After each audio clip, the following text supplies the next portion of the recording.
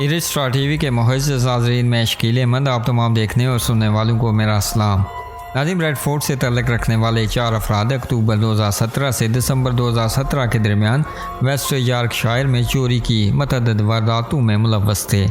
انہوں نے لوگوں کے گھروں میں گھس کر ان کی گاڑیوں کی چابیاں چوری کی۔ عامر خان، ابرار حسین، ڈیوڈ اور شاہد فاروق کو چوری میں ملوث ہونے کے جرم میں سزا سنائی گئی تھی۔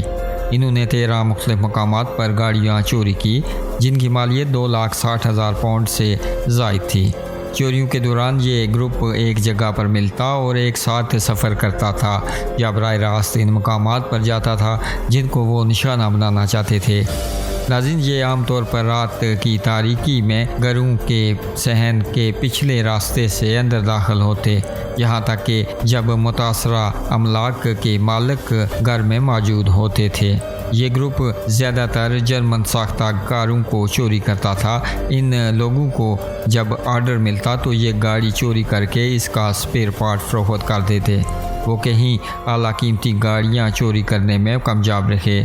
ناظرین، حالانکہ ان سے صرف 2 گاڑیاں برآمد ہوئی، ایک آڈی RS6 اور ایک مزدا آڈی کو بڑے پیمانے پر نقصان پہنچا اور گروپ نے اس کا ٹریکر ہٹا دیا۔ گاڑی کا مالک چوری سے بہت متاثر ہوا۔ اس نے CCTV سمیت نئے حفاظتی آلات خرید کر اپنے گھر میں نصب کر دیے۔ وہ اپنی کار فروخت کرنے پر مجبور ہوا جو گروپ کی کارروائیوں سے تباہ ہو گئی تھی، اور کہا کہ چوری نے اس کی روزمرہ کی زندگی بدل دی ہے۔ ناظرین، یہ لوگ چوری کے دوران اپنے موبائل فون بند کر دیتے تھے تاکہ ان کا کوئی سراغ نہ لگا سکے۔ خان چوری کی 9 وارداتوں میں ملوث تھا اور اسے 3 سال قید کی سزا سنائی گئی تھی۔ حسن، جو ان میں سے 2 جرائم میں ملوث تھا، کو 20 ماہ کی معطل سزا سنائی گئی تھی۔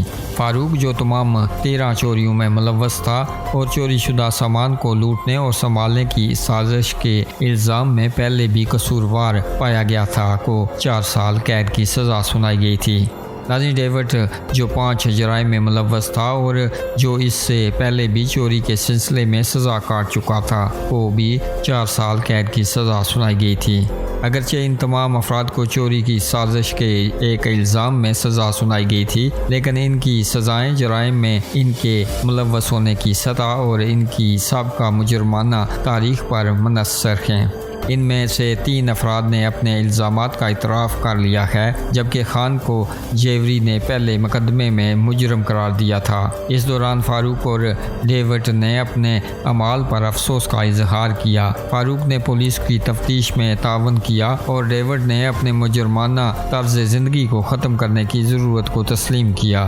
حسین اور خان کے بارے میں بتایا گیا کہ انہوں نے چوریوں کے ارتکاب کے بعد سے اپنی زندگی میں مثبت تبدیلیاں کی ہیں۔ حسن نے ملازمت تلاش کی، شادی کی اور والد بن گئے، اور خان 2 ملازمتیں کرتا ہے۔ ناظرین، آپ بھی اپنی رائے کا اظہار اس ویڈیو کے حوالے سے نیچے کمنٹ باکس میں ضرور کیجیے گا، اور مزید ایسی ویڈیوز کے لیے ہمارے اس چینل کو سبسکرائب کیجیے گا۔